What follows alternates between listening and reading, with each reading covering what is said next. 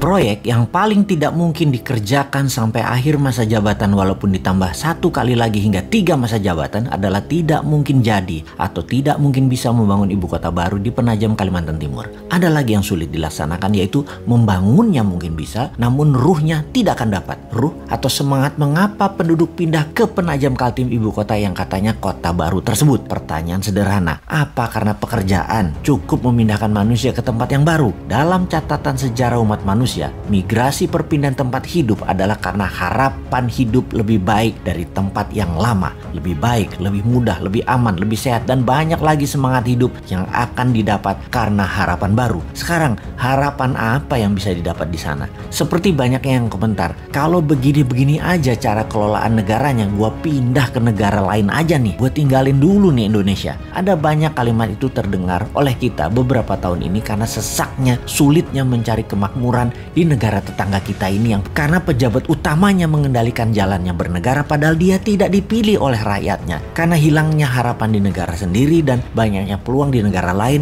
terutama karena lazy money. Itulah keinginan pindah ke tempat lain menuju negara lain menjadi lebih banyak. Kemudian memindahkan orang sebanyak 5 juta ke ibu kota baru. Ini tidak mungkin cepat. Ini terjadi dalam kurun waktu yang lama. Paling cepat dalam 10 tahun. Itu pun harapan hidupnya harus menjanjikan 2 kali dari tempat tinggal yang lama dan dicapainya dengan waktu yang cepat. Kota ini bisa jadi kota mati, mangkrak. Membangun kota seperti real estate saja, Bintaro, BSD, Alam Sutra yang berdekatan dengan vibrantnya Jakarta memerlukan waktu lebih dari 15 tahun baru kerasa manfaatnya. Apalagi pusat pemerintahan, apalagi ibu kota. Asli nggak sederhana.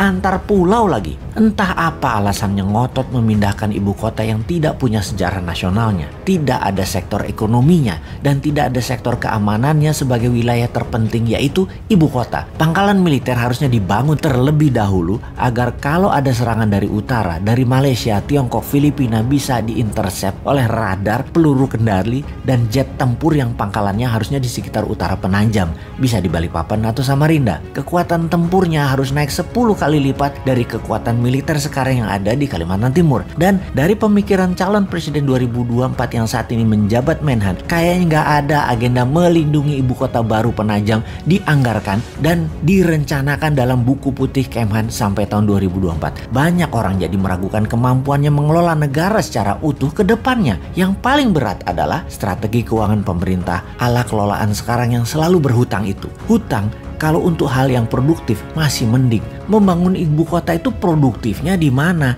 Ibu kota itu bukan profit center tetapi cost center. Jadi lupakan proyek ibu kota yang hanya pencitraan dan jargon.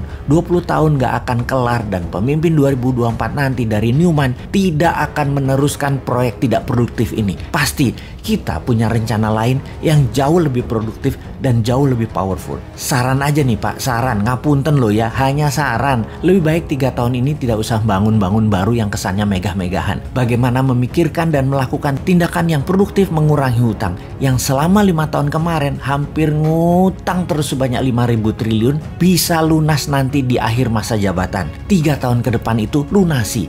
Biar pemimpin ke depan ringan menjalankan strategi bernegara untuk Indonesia menjadi negara superpower tahun 2045. Jangan minta jabatan 3 kali deh solusinya.